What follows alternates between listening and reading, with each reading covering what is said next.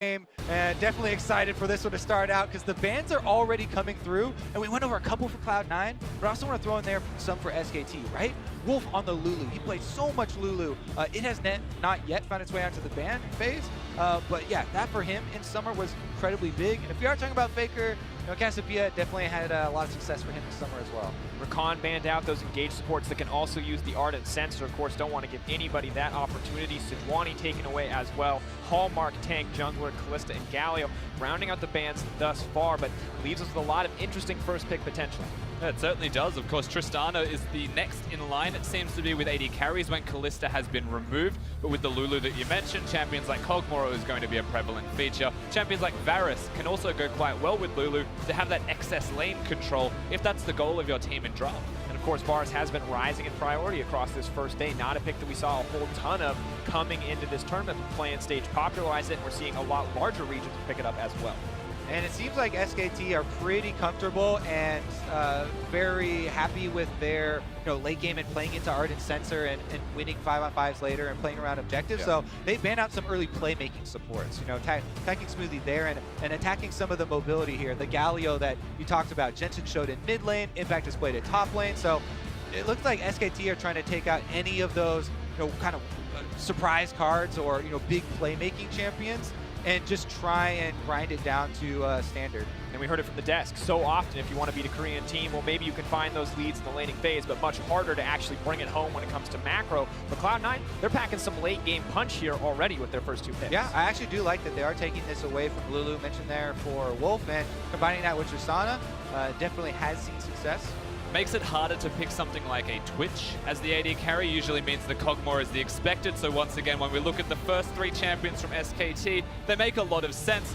Not surprised from Cloud9. When you mentioned Cassiopeia, I had a feeling that this may be the new age Cassiopeia, especially for someone like Faker. And Jensen, of course, in the plans, one of the first to bring out the Rise, if not the first. The Abyssal Mask rising to popularity, pretty effective against the Kog'Maw as well. Probably comfortable to pick that champion up, now free to ban away any matchups that he finds unfavorable. Yeah, Rise has an interesting time here because with the Kog'Maw, you need to work around the window of that W cooldown. And when it is up, Rise has a very little way into the Kog'Maw to try and close that distance and actually get his damage off, because the drawbacks of Rise, while yes, he did get buffed and supremely popular champion now for the mid lane, still has to deal with those problems of the range and trying to get the combo off and try and bounce with people. Yeah, right now it feels like the battle is going to be which hyper carry can get ahead early so that the team compositions can revolve around protecting that carry. If the Kog'Maw's ahead, then a champion like Cassiopeia does still make a fair amount of sense for Faker, but that could also be something like the Galio, which of course is unfortunately banned in this game. Same thing applies, they've got a plethora of mid lane options that are there just because of how the draft has gone so far. It looks like Cloud9 are going to opt to hide their top laner as long as possible as they do lock in the Rek'Sai for Contractz, one of those more aggressive junglers we've already talked about. Spectate have the chance to fire back, figure out exactly where the Jarvan will go.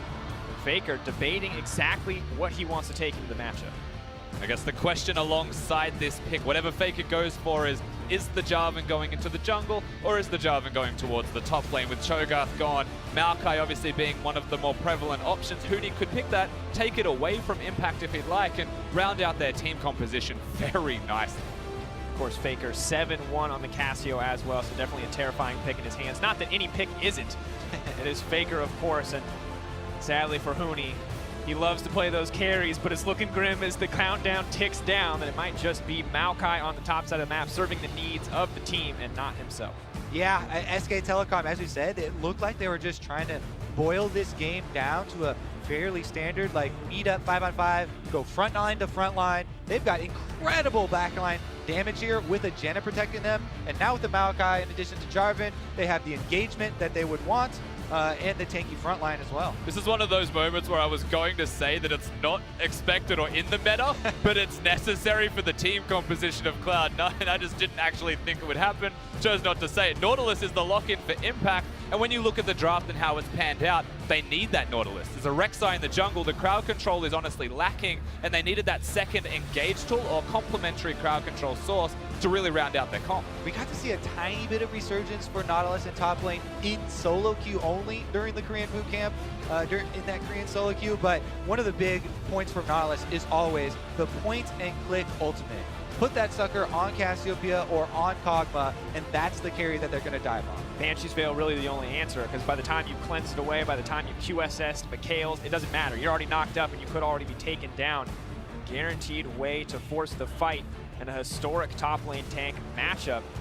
Small buffs may have brought them to the table, but now as we gear up, two very front-to-back comps, as you put it, Covey. Reaver and Coma having a good time on stage, feeling good about their first match here at Worlds. We love the history between the two teams, and those two guys specifically, definitely all coming together in this group as we are about to get on the Rift. Well, if you believe in C9, hashtag C9 win. If you believe in Korean dominance, hashtag SKT win. We'll see if the West can find their first win here, what exactly they want to bring to the table. Yeah, very big moment for both of these teams to see if Cloud9 can keep up with SKT, or if SKT have fully come into Worlds super prepared.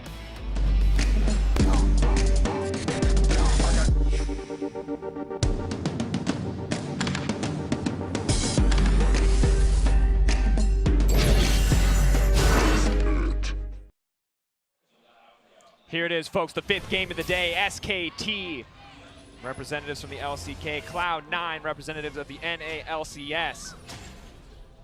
And we are poised for an explosive mid to late game. Team fighting compositions on both sides, but who can find the edge in the early game? Yeah, and that early game is going to usually dictate the most of this. When you look at the draft specifically and how that dictates the most of the game, the two hyper carries is the place that you're always going to be looking towards.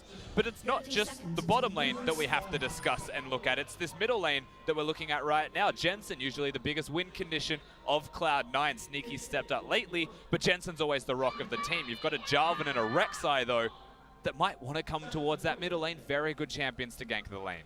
Definitely true. I mean, SKT brought Peanut here and Huni for a reason.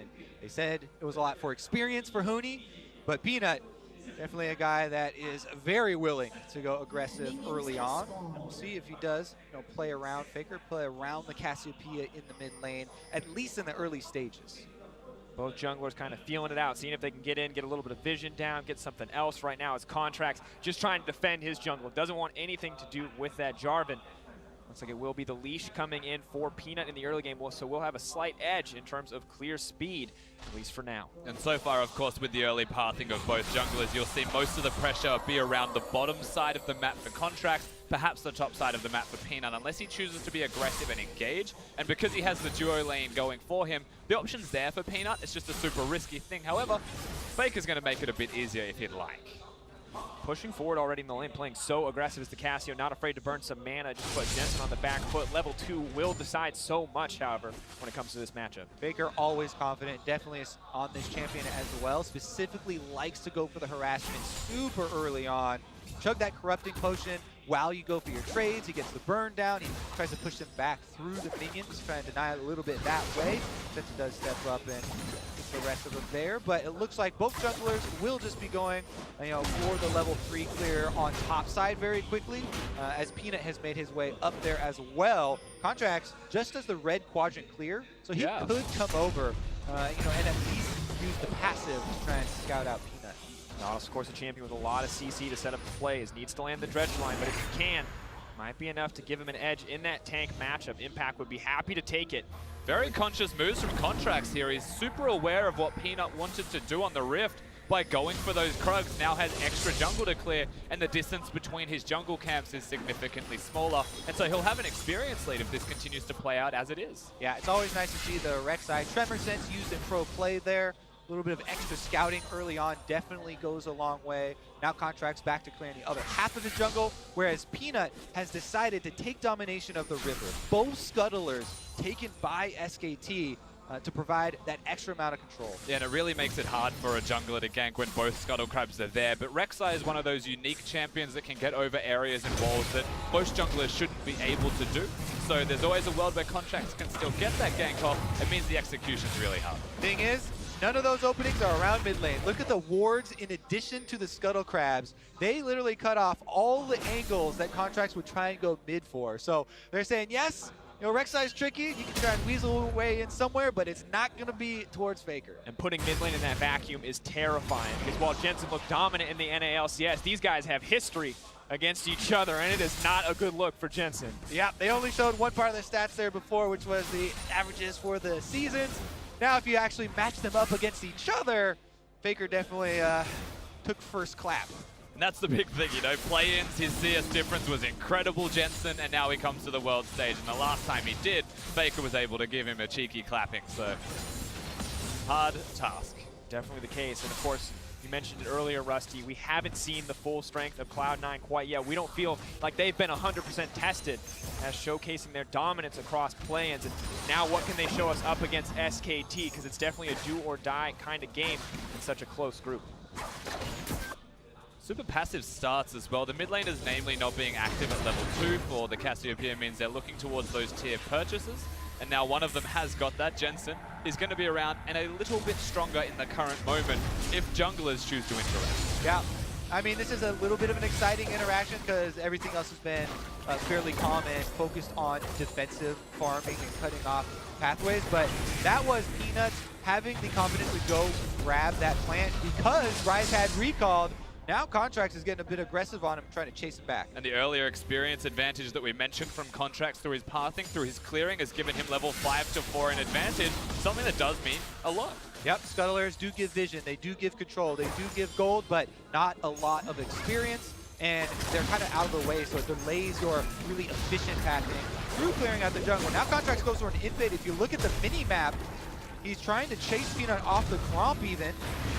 Trying to keep Peanut down, knows that he could be the playmaker here in the early game as the rest of the map is set for even back and forth lanes. Impact was able to come down there from top line to provide that support, and Contractz does have smite as well. Peanut, no vision, and he's gonna wait on that cooldown. Gave it a crack. It wasn't quite the steal, but nonetheless, again, Impact goes from top lane, but the reason he does isn't because he has complete lane control. He chooses to sacrifice a bit of that lane control, maybe a CS here and there, to come and help his jungler to enable him. Yep, Mlxg not able to push that quickly early on to punish the roam, and Huni does get the wave up into the top turret here, but Contractz is going over a ward and should be quite safe there for Huni. Good information, consistently good warding coming in from SKT in the early game. As much as Contractz is trying to shut down Peanut, it's the vision of SKT that is shutting down Contractz, stopping a lot of these more aggressive plays, the more creative pathing we've already mentioned. And now, while the bot lane may have been pushing early for C9, Bang getting a lot more comfortable here. So now we need to take part 2, right? Contractz was in on that ward. You give you another 30 seconds at the very minimum for a jungler to recall after being seen, then make his way back out onto the opposite side of the jungle. So that's why Peanut knows that he can go in and counter jungle Contractz blue quadrant and take away the corresponding Gromp. Yeah, so clever stuff here from the jungler of SKT. Peanut still staying on the correct side of the map for where his duo is winning. And so ultimately, Peanut's decision is to hang around, try and find Contractz once again, or at least control this same quadrant so that Contractz can't come bottom, alleviate that pressure in any way. And right now, the proactive early play of Contractz giving C9 a slight lead, slight CS advantage in the jungle. Of course, Bang and Wolf, they're printing money on the bottom side of the map. They've got the targets, they've got the coins, they're looking for that quick art, as has become the new standard for bottom lanes. But we're still going to have to wait to see them get it before we see any kind of aggressive plays here. Just a back and forth battle between each of these lanes. Looks like Jensen's not going to get all the attention that he wanted. And SKT have done a good job of slowing down the early game. Yeah, they really have. Even having Boots of Lucidity for Jensen, just for the extra move speed. Of course, the cooldown reduction is nice, but that delays any kind of catalyst purchase if that's the direction he's going. As Contractz, he has been spotted. Brave Seeker connects, tunnels forward, looking for the knockup, trying to find the chain CC. Huni could be in trouble. Knocks him back. Double knockback, so crucial. Yeah, Impact is out of mana. Contractz also got chunked to half health, so they have to be very careful about a counter gank there. If Peanut was ready for that already, and he was in place a bit closer, that could have been disastrous for Cloud9. But they are going to cut off their aggression, pull it back after they see their gank has failed. And it looks like we'll just have everybody recalling. And it makes you feel like they chose to do it just to give Impact a recall. He has only got the Doran's Ring. He hasn't gone back to shop yet. You contrast that to his opponent with the Catalyst, and that's a big reason as to why Huni didn't die. And a lot of that stems from why, going towards and helping your jungler costs you a bit of lane control. And here, we do always want to check in. You talk a little bit about the printing money of bottom lane and everybody kind of focusing on getting extra money for those Ardent sensors. But even though the Kog'Maw does have that Targons and they're getting those extra executions over to the Janna, Wolf only went with the Quintessences for gold generation, whereas Smoothie went for both seals and Quintessences. So they have a little bit more, but mid lane's gonna have some action. Moving in, flash forward. Faker does what he can with the petrifying gaze, but it might not be enough. Heal coming through. Faker needs to make his way out. Out comes Broxah. The flashback. Contractz now in trouble. Faker pushing for a little bit more. Is he gonna get the first blood here? That's it from Faker.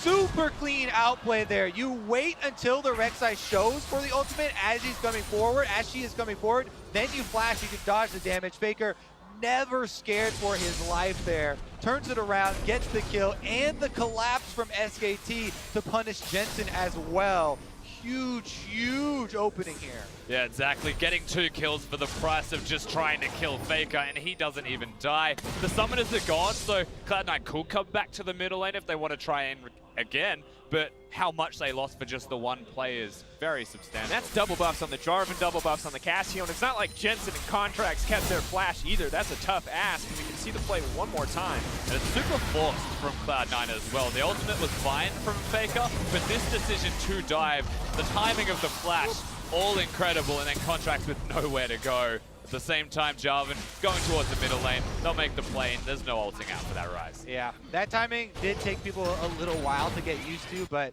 after you get it off a couple times, just wait till you see the whites of his eyes, dodge it out. Faker never scared. Cool, calm, and collected again as Cloud9 come for him in the mid lane.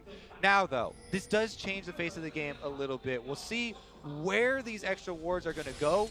Now Faker's going to ramp up very quickly as well on this Cassiopeia, and we'll see if SKT can actually open up some more of the map. Yeah, and one of those moments where having the Boots of Lucidity may come back to haunt Jensen just a little bit more, delaying that Rod of Ages and dying immediately after. Bad omens. And it looks like Faker not going to opt for the Abyssal Mask, the AP nerf on Twin Fang, maybe forcing him for a more aggressive itemization with the Rod of Ages himself. All the things that went into that little play too, the aftermath, the wards left behind in Cloud9's jungle. Saw Contractz come over to the bottom side, and he was able to clear out one of the control wards, but Faker still has another one in that brush.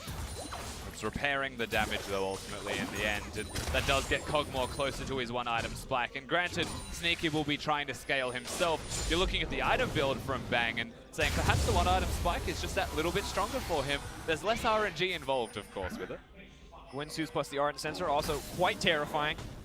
Not exactly where C9 want to be if it comes to fighting in a 2v2 or 3v3 scenario, but the gold lead definitely not insurmountable on the side of Cloud9 yet. 1K down, slightly north of that. And SKT will see what they can do to keep this going, to extend this.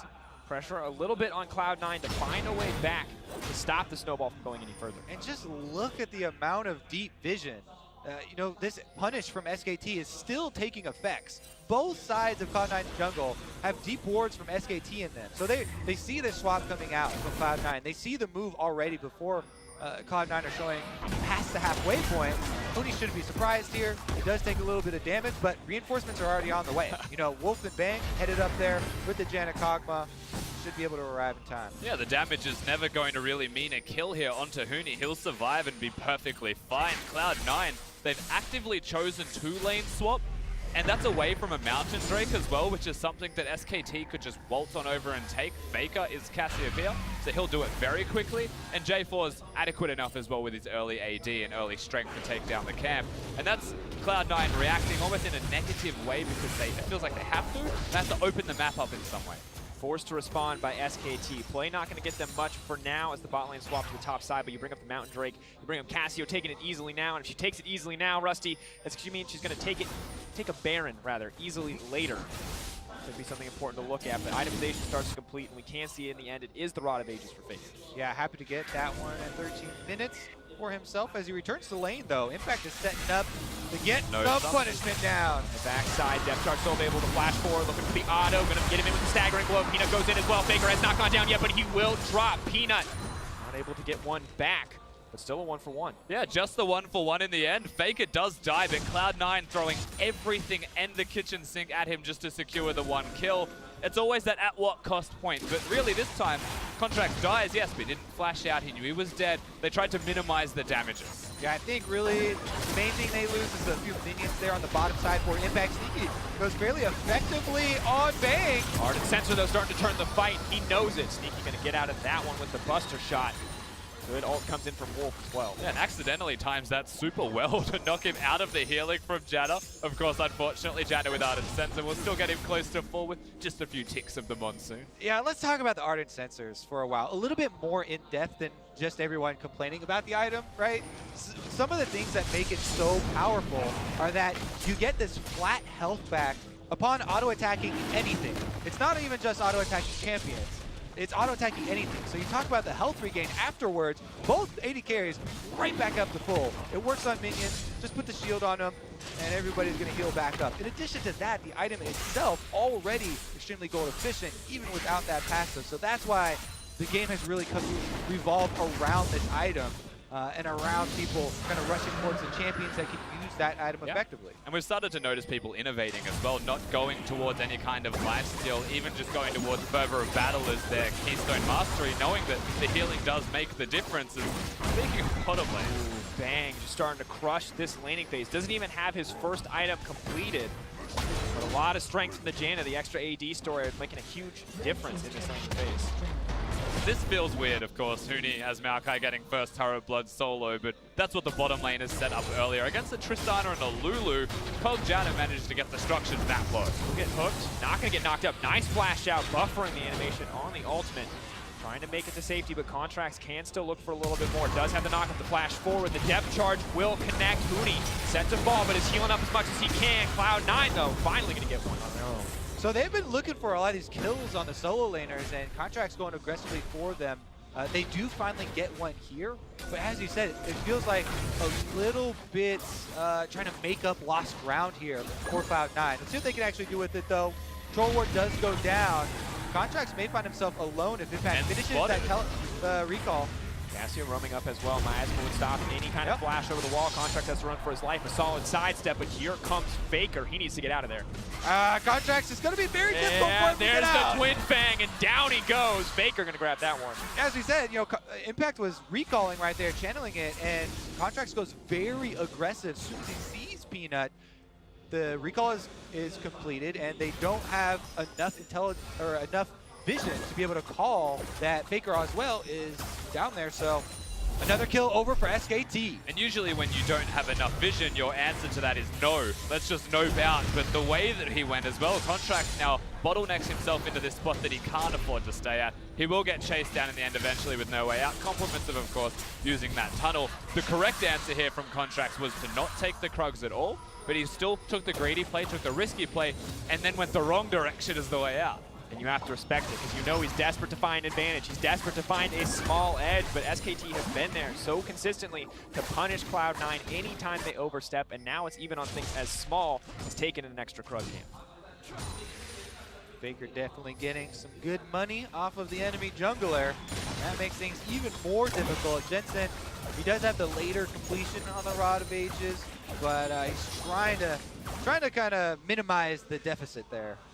And let's take a moment to set expectations as we move further in the game. We talk a lot about front-to-back team fighting. We talk a lot about how both of these teams scale up really well. Now, Spectate have an edge, but how much does that mean? We're going to have to hold that thought, because in goes Peanut. Sneaky trying to make his way out. Well-timed Buster shot to get him out to safety. Yeah, good execution from a lane that is currently fairly weak. Of course, the 2v2s have an extensive amount of gold. In goes the hook. Faker going to land the double.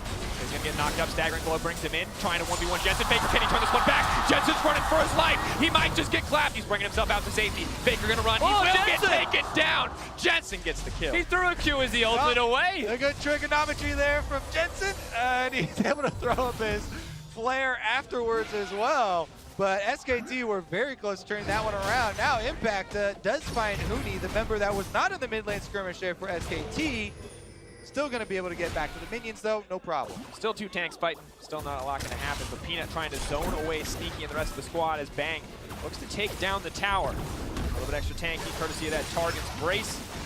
Now afraid to tank the tower to dish out a little more damage onto Sneaky. Bang playing fearlessly this game. Both these lanes need to recall and spend all of the money that they currently have. 2,600 apiece between the AD carries is more than enough for their first item spikes, and that has delayed perhaps a lot of strength from Cloud9. It is delaying things from SKT also on the flip side, but they're taking extra advantages during this stalemate. The turrets are definitely becoming a problem here for Cloud9. Already early in the game, we talked about how SKT were taking those openings to put deep wards down, but now the Cloud9 territory more open for them. Here's another look at the skirmish in mid lane. If it was just the 2 versus 2 there, Jensen did get out at the end and throws that you're talking about. Yeah. But C9 also had the earlier support as they had 3 members joining. Contractz as well for a little bit of extra support. That is one of the cleanest things that I've seen from a Rise ulting away. Not something you expect to see until a random white bubble just comes flying across. Fade away, baby. Power Rangers finish. Don't even look at them as they explode. Of course, for Jensen, hasn't found a ton of advantages this game. It was an aggressive 2v2 play in the mid lane that cost them so much, but you can see SKT, this is going to be a hard opponent for them to crack. 17-0 with a 2K lead at 20, and we're about 3 seconds away. They're looking to make it 18. And it's over 2K. Oh no. Grim path.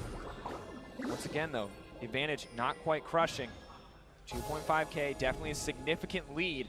But until someone takes a Baron, game not decided. However, Cloud9 got to clean it up. They can't afford to keep losing members. Did a sapling just take that blue buff away? I think it did. Let's find out. Well, he doesn't have it. Well, Jensen does not have Rekkles doesn't have it. Huni does indeed have the move up there for yourself. We're over here playing League of Legends. Huni's playing 4D chess with his saplings.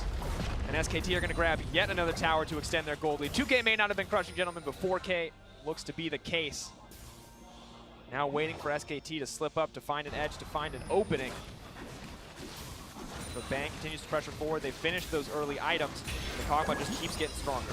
Also, with this gold lead and this territory lead that SKT have, Cassiopeia can mosey on down to this Cloud Drake very easily and take up another objective for themselves. So SKT, complete dragon control. They've got the 3 turret advantage right now and the extra gold to work with. So all things are going according to plan here for the defending champs. Faker once again trying to dodge out on a gank. Jensen pushing forward. Faker with no mana should be a good sign for Cloud9, but Wolf is there to back him up to protect the mid laner on the side of SKT. Now it looks like they're looking for the fight. He's got the CC to stop that from happening. No Zhonya's to get out to safety. Jensen's in trouble. In comes Bang on the backside, but Faker gonna grab the kill. Smoothie now running for his life. The twisted advance. The polymorph not enough. Another one taken down in favor of SKT. Really good target selection from Huni to go for the Rise, interrupt all 3 people's escapes, as Sneaky will do his best to trade. The question is, what will SKT take in response? Sneaky may die, the Baron may die. Well, teleport's coming in for C9, so it looks like Impact at least wants to get in the area. Moment of truth. Baron dropping lower, 6K health, and quickly fading. But Faker with no mana in the bag. Contractz could make it over the wall, but has to watch the miasma. They have to be careful. It's a slow, grindy Baron coming in for SKT. A lot of damage there, dished out by Bang over the wall. Coming down, Peanut looking to get out of the pit. Bang They've still stopped hitting the Baron. 1K dropping, so close to that smite range. Faker doing what he can to zone. Can they steal it back? No, but Contractz still goes over the wall. Tries to go underground, tries to come back up, but it is not enough. SKT gets the Baron. They're gonna grab a few kills as well. Sneaky trying to 1v1 on the wall. Gets tagged mid-air, no chance to escape. SKT dominates. Yeah, not a chance in the world for Cloud9. As far as clean games go, SKT is showing Cloud9 how to play one as well. Just everywhere on the map, every little detail is starting to go in their favor. All of the pressure that they have placed onto Faker, he's able to withstand, withhold, and now come back perfectly fine for it. And now just work with his team. There's a Cassiopeia that's got a 2-item Cog'Maw, who is going to be incredibly powerful with a Janna protecting him. Simple job, and maybe Cloud9 chose the wrong lane. Yeah, you talk about the 2-item Kog'Maw. Now it's the 2-item Janna. She has the redemption completed far ahead, of Cloud9. Here goes the aftermath here, which was just kind of scattered, and it just looks so rough there for C9. Sneaky dies as he jumps away. Another auto was already in the air from Bang. They had the disjointed attempt there as they do follow Contractz in, who's going for the steal, which was a little bit late there, and it It kind of feels like this whole game is SKT, the big brother, holding the little brother at arm's length as they try and get a They're swing just in. swinging everywhere. But all of them are missing. And here come SKT, Baroned up, Ardent censored up, and Ming gonna melt this turret. Yeah, and that Kog'Maw range definitely keeping them at arm's reach. Baron buff making it easy as they clean up these tier 2s. Need to break the base. Can't be too hard for him at this point in the game. 8K gold lead, 2 dragons, 2 tower advantage, 9 kills to 3. Definitely that clean game we talked about. And of course, going towards the wit's end while we look at Bang and his item builds, trying to help the magic damage as Huni.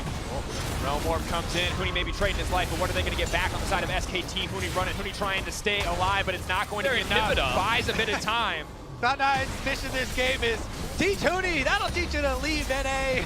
They get a couple kills on the top laner for pretty much the whole game, but SKT are going to take the entire base almost. But they got Huni. They got him. Not the deal.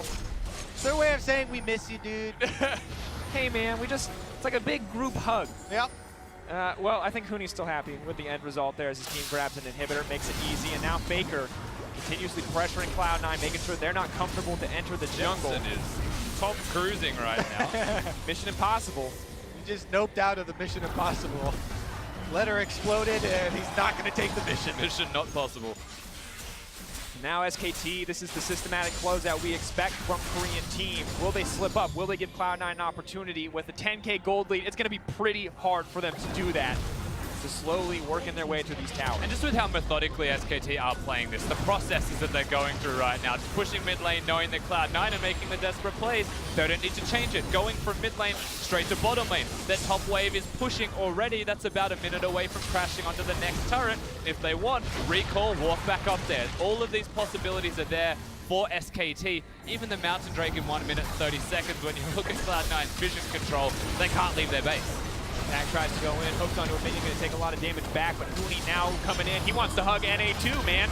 Paladin to make him out to safety as Jensen finds freedom there in the end, but SKT is going to use that as a chance to take their second inhibitor. Massive minion wave backs them up, but no Baron buff. Baron buff on Peanut, making it even easier. Now leaping in, Faker trying to drill out as much damage as possible. Twin Bang hitting home. Bang is going to get hooked up, though. That could be a turning point. Locked in, Sneaky trying to fire back. Wolf is the source of the disengage. Peanut goes very far, but Contractz gets pulled back to the team. He's going to grab one, but it'll be traded at his life. Sneaky now back off into the base. SKT pushing in for the win here. It is a last desperate, dirty stand for the North American hopes. Now getting knocked up.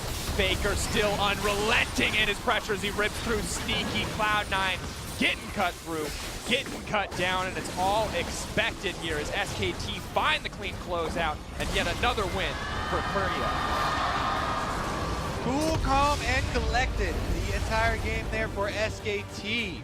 Some aggression for Cloud9. They made attempts there with Contractz on the Rek'Sai early on, but the majority of them were turned right around in their faces. Yeah, you saw a semblance of some ideas here from Cloud9. Some good strategies. The early pathing of Contractz is something that is to be admired, that they're able to give themselves level.